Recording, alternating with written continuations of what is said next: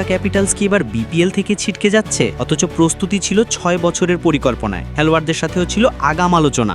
তবু বিসিবির আচরণে যেন বাজছে বিদায়ের সুর। প্রশ্ন উঠছে, যে দল আগে সবুজ সংকেত পেয়েছিল তারা হঠাৎ করে এত অচ্ছুত হয়ে গেল কেন? আর বিসিবি কেন পুরনো দল বাদ দিয়ে চাইছে নতুন মুখ? ঢাকা ক্যাপিটালসের সামনে যেন দাঁড়িয়ে অনিশ্চয়তার পাহাড়। বিপিএলে খেলার জন্য দলটি ছিল পুরোপুরি প্রস্তুত, ৬ বছরের বিস্তৃত পরিকল্পনা ছিল সামনে রেখে।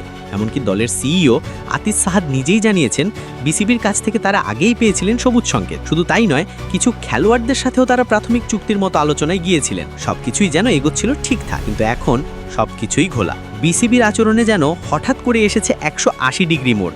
এখন বোর্ডের তরফে বলা হচ্ছে তারা নাকি আর পুরনো কোনো ফ্র্যাঞ্চাইজি রাখতে চায় না। ফরচুন, বরিশাল ও রংপুর রাইডার্স ছাড়া সবাইকে বিদায় বলে দিতে চাইছে তারা। প্রশ্ন হচ্ছে, ঢাকা ক্যাপিটালসের মতো একটি প্রতিষ্ঠিত পরিকল্পিত ফ্র্যাঞ্চাইজিকে বাদ দেওয়ার পেছনে আসল কারণটা কি? এখানেই আরও বড় প্রশ্ন উঠে আসে। বিসিবি কি নিজের হাতে বিপিএল এর নিয়ন্ত্রণ ছেড়ে দিচ্ছে কোনো ম্যানেজমেন্ট কোম্পানির কাছে? গুঞ্জন আছে, বিসিবি এখন আইএমজি নামক একটি আন্তর্জাতিক প্রতিষ্ঠানের সাথে চুক্তির পথে এগুচ্ছে, যারা বিপিএল এর সম্পূর্ণ ব্যবস্থাপনা চালাবে। যদি তাই হয়, তাহলে নতুন ফ্র্যাঞ্চাইজি বাছাইয়ের দায়িত্ব থাকবে তাদের হাতে। ফ্র্যাঞ্চাইজিগুলোর ভবিষ্যৎ নির্ভর করবে একটি বেসরকারি প্রতিষ্ঠানের সিদ্ধান্তে। অন্যদিকে ঢাকা ক্যাপিটালসের মালিকানার দল রিমার খার্লিন এন্টারপ্রাইজ একদম প্রস্তুত। তারা বিসিবিকে আগেই জানিয়েছিল বিপিএলে অংশ নিতে আগ্রহী এবং দীর্ঘমেয়াদী বিনিয়োগেও রাজি। তাহলে হঠাৎ বিসিবির এই না এর কারণ কি?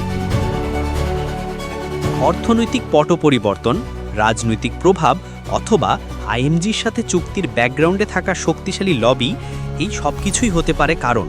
কিন্তু এতে সবচেয়ে ক্ষতিগ্রস্ত হচ্ছে বাংলাদেশ ক্রিকেটই। পুরনো শক্তিশালী ফ্র্যাঞ্চাইজিগুলোকে বাদ দিলে কি বিপিএল এর গ্ল্যামার থাকবে? কি নিশ্চিত করা যাবে মানসম্মত খেলা ও ক্রিকেটারদের বিকাশ? এখন দেখার বিষয়, শেষ পর্যন্ত ঢাকা ক্যাপিটালস মাঠে নামার সুযোগ পায় কিনা। যদি বিসিবি সিদ্ধান্তে পরিবর্তন না আসে, তাহলে হয়তো একটা সম্ভাবনাময় দল হারিয়ে যাবেই প্রতিযোগিতা থেকে। তবে যদি আইএমজি দায়িত্ব পায়, তাহলে নতুন করে আবার আলোচনায় আসতে পারে ঢাকা ক্যাপিটালস।